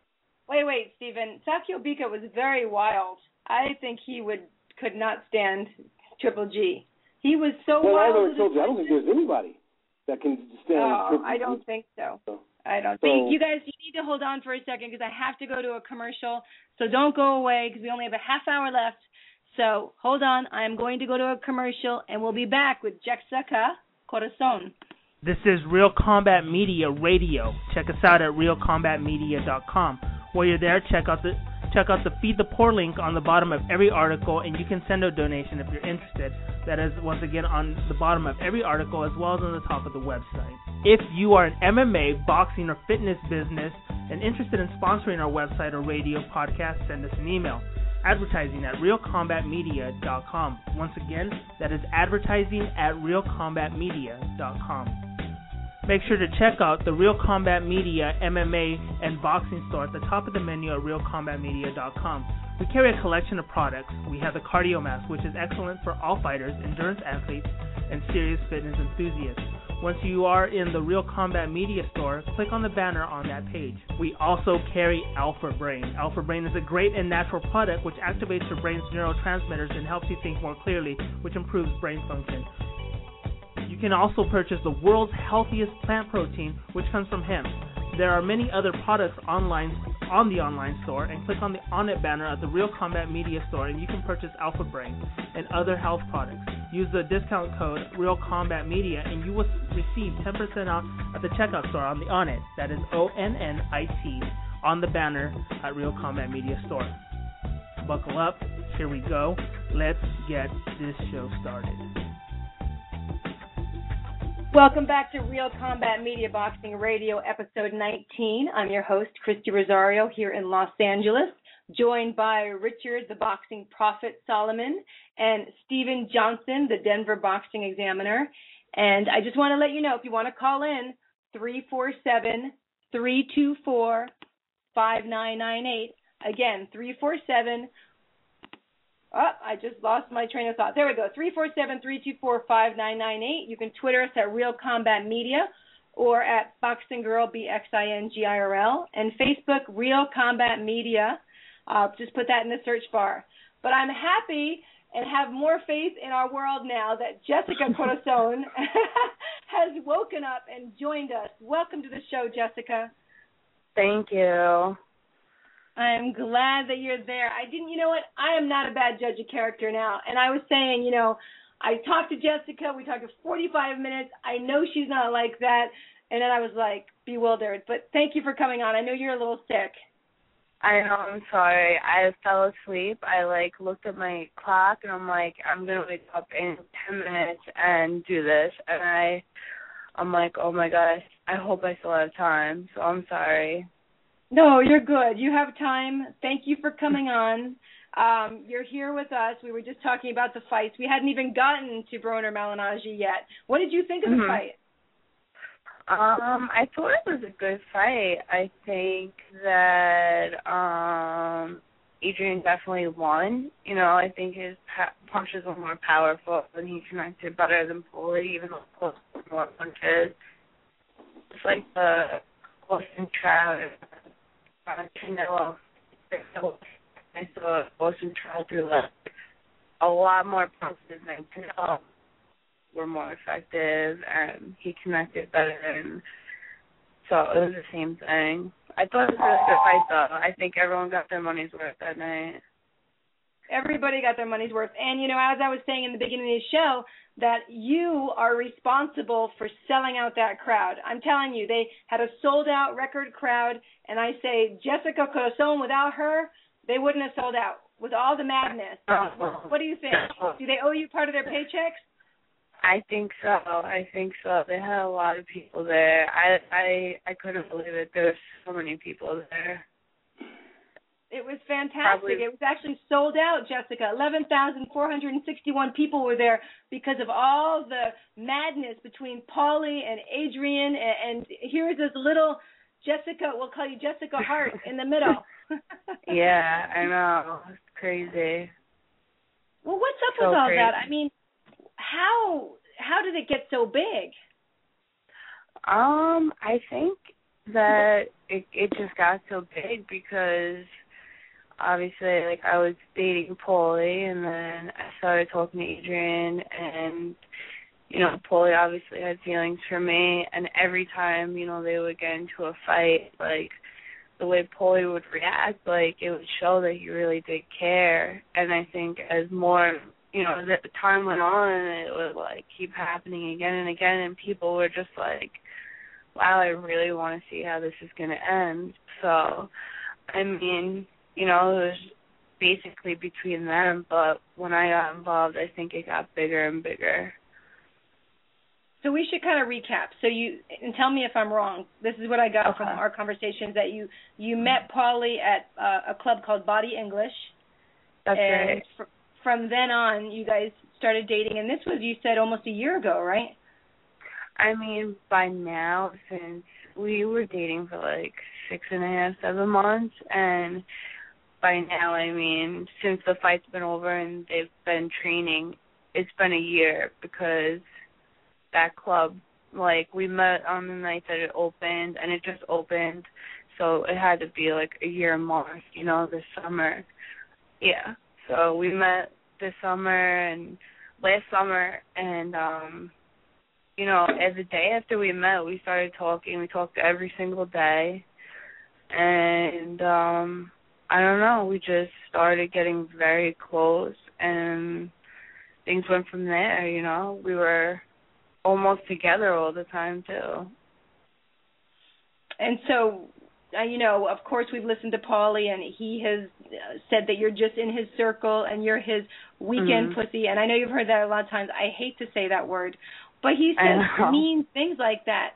And then I hear you, and it sounds like you guys had a real relationship. I mean, on Saturday, he said I was a side chick. At the press conference, he said I was just his weekend pussy. In some interviews, he said I was in his circle. And then another one, he says I'm pregnant. And another one, he says I wasn't. He never got his story straight. So I know nobody believes him. But, I mean, like I said, he would bring me to his press conferences. He would bring me to his charity event dinners. He would bring me to boxing fights. And, like, you don't, if you're calling a girl a weekend girl, you're not sporting her all over town, you know, in front of other boxers, in front of your friends. And, I mean, you know, and he says, do I know his mom? At, like, the point where we were talking, like, his cousin started adding me on Instagram and Twitter, so it was getting to that point, you know? And I don't know. So, I mean, he would talk to my mom. He knew my mom's phone number, and they would talk, and he met my whole family. He would always come to my house, you know, but I mean, obviously, you know, when you find out a girl that you really liked or you were talking to for a long time and dating, and you bought her a Christmas present and birthday, you know, you're not gonna be like, yeah, that was the love of my life, you know. So I think it was just what a do you feel like, thing. Jessica? Do you feel like you were the love of his life? Do you feel like there was a love connection between you two? I mean, I definitely think he had strong feelings for me. You know, if you don't, you're not gonna act the way he acted. I told everyone, like, I even told him, you know, if you don't care about me that much, then don't act like that, because it's making it look that way. And I mean, it can only be true if, like, his emotions were, you know, taking over to the point where he would scream and act like that, then he must have really cared, because, you know, I'm sure you guys have cared about people before where if you got mad enough to that point, you would act the same way. So I think he did. Yeah, I mean, there's times that I've been watching Paulie, and my heart goes out to him because he does look like he's hurt. I mean, do you feel like you had a love for him at the point that you were dating? I mean, I definitely cared about him. You know, he was a good person while we were talking for most of the time, but, you know, like, some things happen that change my mind, and I'm not the type of person to, like, stay around when things happen like that, you know. So I did care about him. I did. So what happened, Jessica? What happened to change your mind about Paulie? I mean, like, towards the end of, like, the relationship, he, like, started getting very physical. I'm like, I don't want to get into detail, but, I mean, he was doing things that he had never done before, and it hit me out of left field, and I stopped talking to him. It's not something you would do to a girl, you know? I mean, I'm still not sure what I'm going to do about it today, but it wasn't right. And the way he handled me and treated me is not the way a guy should treat a girl. Well, when Adrien was at the press conference in May, he had kind of joked around that Paulie had hit you. And is there any truth in that? I mean, I'm just going to say that anything he said wasn't a lie. You know, anything that he said was true. Like I said, I don't know where I'm going to take it because, you know, so much has been said and stuff, and I've honestly been getting harassed after the fight, so I need to see what I'm going to do with it. But what he did was horrible. So when you say you're getting harassed, I know there's been terrible comments, but who's harassing you to the point that you're feeling, you know, are you feeling threatened? I mean, yesterday I got like 15 or 20 like blocked phone calls like in a row. I mean, I don't know who it is because I didn't answer it, but I would pick up like one of them I picked up and it was like hello, and like they didn't talk, and then they hung up, and then they called back like 15 more times. So I don't know who it was, but someone called my phone repeatedly, blocked.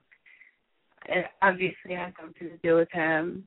I've been getting tweets and Instagram pictures from his family. They've been tagging me in, like, nasty things, you know. It hasn't stopped afterwards, and I thought that it would. So I need to do something about it because, you know, after the fight, I thought it would stop. And Paulie thinks he still won that fight. He thinks he won the fight between. Yeah, so, I mean that's. Well, at the fight when Paulie went over to shake Adrien's hand or whatever he said, and then Adrien Broner says, "Well, I got the belt and I got the girl." Did you think that was in good taste? I mean, I don't see how it's being wrong, because I mean, people see it as being wrong, but I mean, he doesn't really like him, so why should he not say that? He knows what really happened between us, and he fought him, he said something nice to him, and it was over, but at the end of the day, they're not friends. Paulie yeah. I'm sorry. Go ahead, Jessica. No, finish, Jessica. What'd you say? Paulie, I mean, like, if you see anything the whole time, Paulie doesn't say anything nice about him. The whole entire time. If you watch any interviews, he never said anything nice about him. So, I mean, they said I know that they went over to each other, or Paulie went over him and said good fight, but after that, that's it. Like, they're not friends.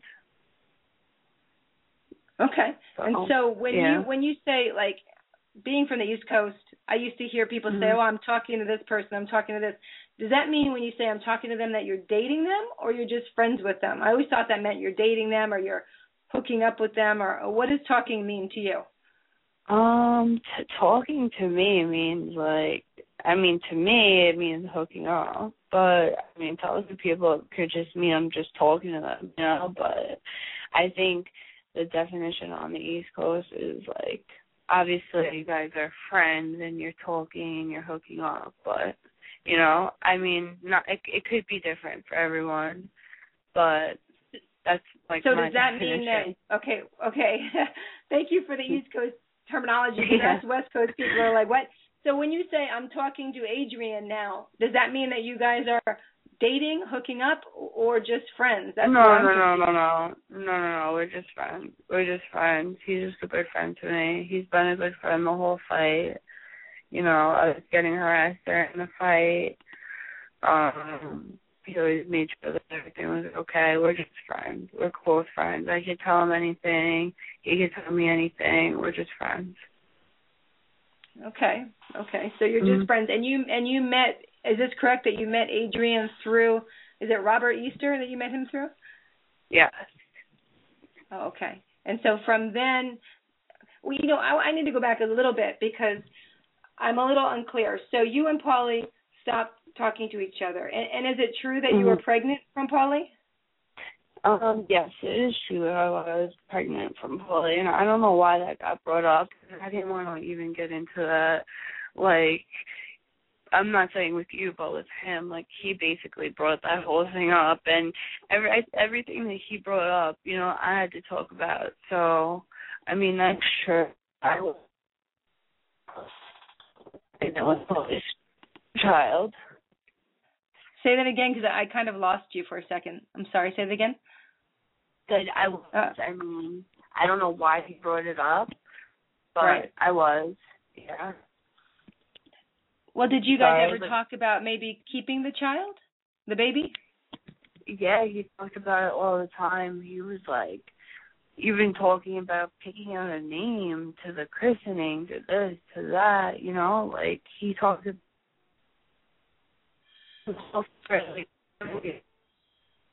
Jessica, I think I'm losing you on your phone. Are you there? Can you hear me now?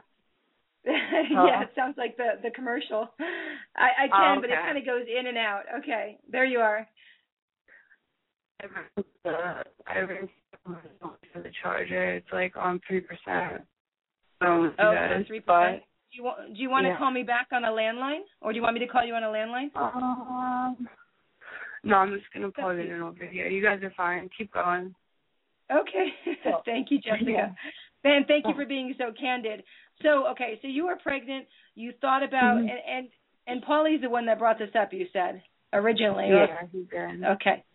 You guys talked about names. You talked back and forth about keeping it. So what was why did you decide? So I'm sorry. Did you get rid of the baby? You don't look pregnant now, so. I did, obviously, because I knew it wasn't a good idea. And like I tell everyone, like, if you guys see the way he acts, you know, I don't know anyone that will want a child with someone like that. He's a little crazy. He's very like old-fashioned Italian, and just a lot. He didn't like a lot of things that I even did before. You know, I got pregnant. Like my Instagram, I have pictures of my bathing suit. He made me delete them, you know. So I just at the end of the day, like, I made the decision, and I didn't think it was a good idea. So you made the decision and you aborted the child. But what brought you to that point? If you guys were discussing keeping the child, why did you decide all of a sudden that, you know, we're not going to do this, we're not going to be together anymore? What got to that point? It was like, you know, obviously, like, when I was pregnant, like, he was being physical, and that was like a big thing that I was like surprised about.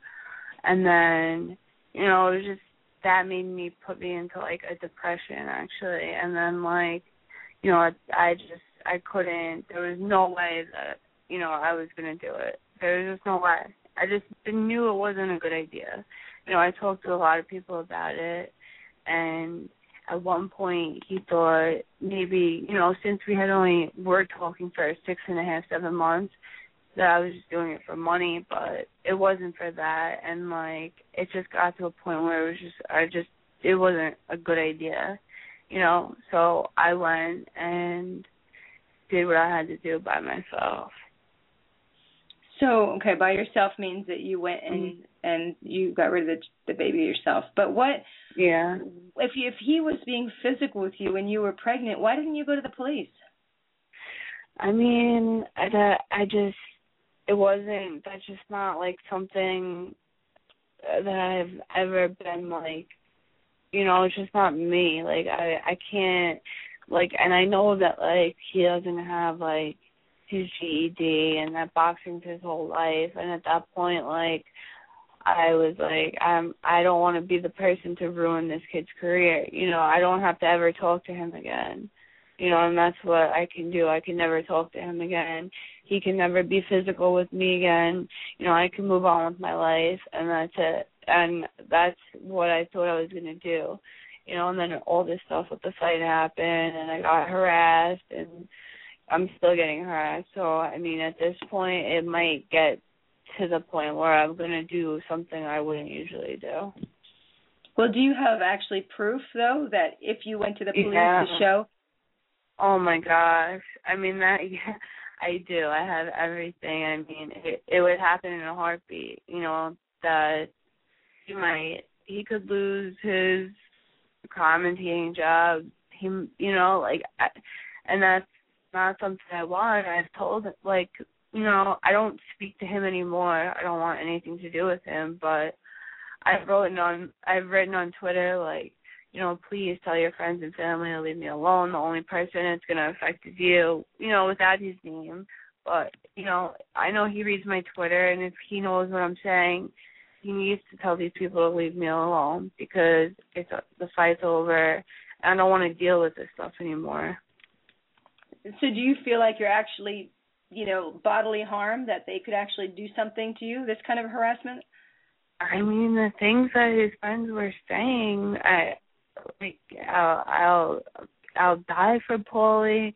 I don't know what that means. I mean, you're going to kill me? Like, things that they've said, like, I dare you, you know. I was going to the weigh-in and stuff. I have guys following me to and from my car, saying things to me, you know, like, these are guys. Like, I'm a small little girl. Like, these are grown-ass guys. Like, what are you doing? Like, I'd never, you know, like, it was a fight. It was a promotion. I know it was, like, a real story. Everything was real, but, you know, you got to draw a line, you know, and they just never did. And I had his friends on Twitter just saying nasty things. Like, I would have beat the crap out of her, too. Like, guys saying that, and it's just These wrong. are his friends saying this, that they would beat the crap out of you? Yeah, guys too. That's taking it a bit far, wouldn't you say? Saying that about a girl? And I've saved everything, so when you say you saved everything, what do you have that you saved? Just everything. I mean, from what happened between me and Paulie, messages, pictures, videos. I have, during the whole fight, if I got harassed at all, I saved calls, the call log, the voicemails, anything, the text messages, anything that was said. If his cousin says something to me, nasty, I screen munch that too, because I don't want anything to do with these people anymore, and especially that they lost. I don't know, they're maybe all a little upset because they feel like he should have won. I don't know what the case is. I just don't want anything to do with these people at all, Well, yeah, of course, especially if people are threatening you. But what kind of video do you have, as far as if you need to show it? The video is from when me and Paulie were talking. It was more of the physical stuff. That's the only video I have. But So wait, I just want to be clear because it's kind of vague, and I'm going to say this allegedly because I have never seen your video. I have never seen your text or pictures. But are you saying in this video that he's hitting you? Yeah. Well, why would there be a video? Who's videotaping this? I mean, I don't even want to get into detail about it because, like I said, I'm still trying to figure out what I'm going to do with this whole situation because it's still getting out of control. But, I mean, if it does come out, you and everyone else will probably see it, because he's not someone that should have done something like that. And I'm sure people will find out about it if, he doesn't end up leaving me alone. So you're saying that at this point you have all this evidence and information that you're going to keep to yourself unless you feel like you're threatened anymore? Is that what you're saying? Yeah, exactly. Yeah. I mean, why shouldn't I? I'm 26 years old. I'm a little girl. I live in Long Island with my family. I don't need to be harassed. I don't need the drama. I don't need the, nothing. So. Some people would maybe say, well, Jessica, she likes the attention. She's modeling. She wants the attention. Is there any truth in that? I mean, up to a certain point, there's things I went through with the whole fight. Obviously I made myself a part of it, but, it's over now. So I don't feel like there's any reason to get 20 block phone calls, the day after the fight. I don't want that. I don't need this stuff in my life. So right. As far as attention, there's all different types, and that's not attention that I want.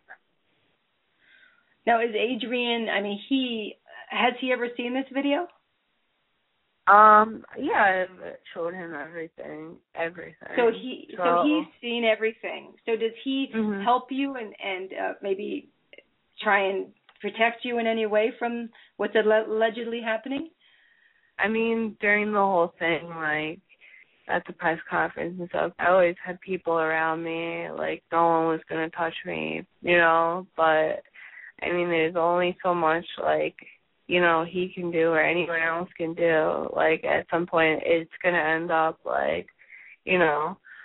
with the cops and stuff because I can't deal with it, I'm moving on with my life, and these people are upset, I'm mad, I don't know what they are, but I'm moving on, and they need to move on, and I can't help them move on. They need to do it themselves. But, at this point, I don't know. We'll see what happens. Well, nobody should ever feel like they're, in fear of other people. That's for sure. And, you're saying that you were hit and that you're getting harassed now. For other women that have gone through this, wouldn't you advise for them that, go to the police, protect yourself, maybe get a restraining order? Yeah, I mean, it's going to get to that point, I'm sure. I mean, today has been a quiet day. I mean, his cousins have said a few things here and there to me on Twitter, but, I mean, I don't know, he says he hooked up with so many girls, like I said, the thing that happened between us didn't happen for 6.5 months, it came out of nowhere, so I don't know. Maybe because this happened, and it was brought out into the public what he does. I don't know if he's done it to other people, but since it became public, maybe next time he won't do something like that to another girl. I don't know. If everything stopped and Paulie came up to you or called you and wanted to apologize, would you accept the apology? What would go through? What would you feel at that time? Yeah, I would definitely accept it, but I mean, I don't want anything to do with him anymore. Nothing. Like, I'm totally moving on with my life, and I'm not looking back. I don't repeat things that happened in the past. Like, once I stop talking to someone, I stop talking to them. There's no reason for me to go back, I think that he's that type of person that will go back, over and over again, but I'm not. So, there's a lot of better people out there for me than Paulie. So I'm just looking forward. What's in store for you and Adrien then, Adrien? Is there a relation? Is there something that's in store for you two, or are we just keeping this as friends? No, we're just going to be friends. We're just always going to be friends. If he's ever in New York and he needs something, I'll always be here, and I'm sure it's the same way around. Did you get to meet his girlfriend, Adrien's girlfriend, at the fight? No, I didn't. I was on, the other side, so I didn't get to meet her. Do you have any idea how she feels about this whole situation? No, I have no idea. I mean, I don't know. I've never talked to her before, and I don't know. I've never brought it up. I just everything that happened, I just went with it, and I never really questioned anything. So I have no idea. Well, she must be an understanding woman. If all this is going on, she's still staying by his side. That's quite a woman for you. Especially after, you have a video of a strip club with Adrien Broner going down on a stripper, and I mean, what do you think of that? Everyone likes to have fun, I guess, and I don't know. Who knows, I mean, I can't judge anyone. I never do. Everyone likes to do their own thing, and whatever they want to do, they want to do. If I did something crazy, I hope people wouldn't judge me. I don't know. Maybe they weren't together at the time. I don't know, because I don't get involved in other people's, relationships like that. But, if that's what he was doing and he was having fun, then more power to him. Okay. Well, it's good that you don't judge people, but you're pretty rare because, as you can see, a lot of people that are writing on your Facebook and talking are judging, and I give you credit if you don't judge people.